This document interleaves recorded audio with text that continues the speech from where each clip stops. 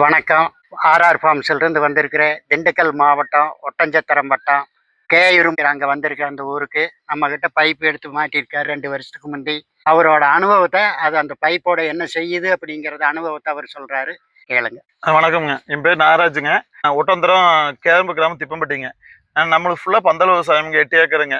ஃபுல்லாக வந்து 100% ட்ரிப் இரிகேஷனுங்க. அதில் வந்து முன்னாடி வந்து பார்த்தீங்கன்னா ஒரு 6 மாதத்துக்கு ஒரு டைம் வந்து ட்ரிப்பில் வந்து சால்ட் செடிமெண்ட் வந்து அதிகமாக இருந்துகிட்டே இருந்துச்சு. கண்டினியூஸ் வந்து அடப்பு இருந்துட்டு இருந்துச்சு. அப்புறம் ஐயாவோட பைப் இதை வந்து வாங்கி ட்ரிப் மாட்டலான்ட்டு வாங்கி மாட்டி பார்த்தேன். இப்போ 2 வருஷம் ஆகுதுங்க. சுத்தமாக 2 வருஷம்லாம் ஒரு டைம் கூட ஆசிட் ட்ரீட்மெண்ட் பண்ணி இது வரைக்கும் என்னோட லேட்டரில் வந்து க்ளீன் பண்ணவே இல்லை. அப்புறம் அதுக்கு மேலே வெள்ளாமையும் அந்த சால்ட்டை வந்து உடச்சி கொடுக்கறதுனால செடி வளர்ச்சி வந்து நல்லா இருக்குது.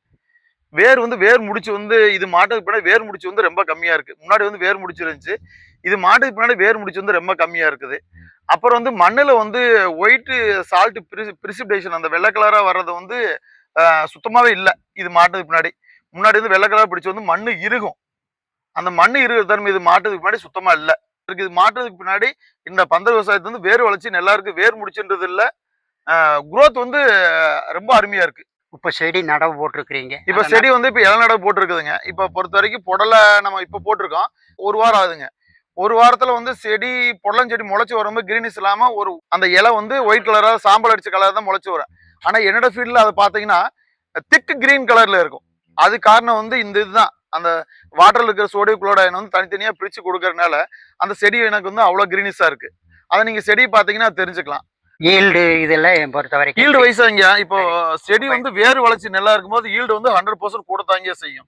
வேறு வளர்ச்சி எந்த அளவு இருக்கோ அந்த அளவு வந்து சாயில இருக்கிற ஃபெர்டிலைசர் எடுத்து செடி எடுக்கும்போது கண்டிப்பா ஈல்டு வந்து கூட தாங்கியே செய்யும். 100% கூட தான் செய்யும். 10 வேர் வருது, 10 வேர்ல வந்து 2 வேர் முடிச்சு வந்துருச்சுன்னா அந்த 2 வேர் வந்து சத்து எடுக்கிற தன்மை குறைய போகும்போது செடி வந்து ஈல்டு குறையதான் செய்யும். இது வந்து அந்த வேர் முடிச்சு இல்லாம செடி ரூட் வந்து ஃப்ரீ ஜோன்ல போகும்போது கம்பல்சரி ஈல்டு வந்து 100% கூடுங்க.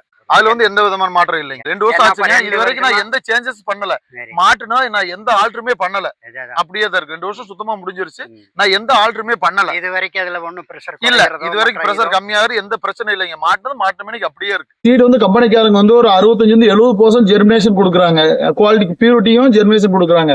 ஆனா நம்மள வந்து 100% ஜெர்மினேஷன் இருக்குங்க சீடை பொறுத்த வரைக்கும். அது நீங்க வந்து அந்த செடியை ஒரு போட்டோ எடுத்துல பாத்தீங்கன்னா தெரியும், 100% ஜெர்மினேஷன் இருக்கு அதுல. சந்தோஷங்க.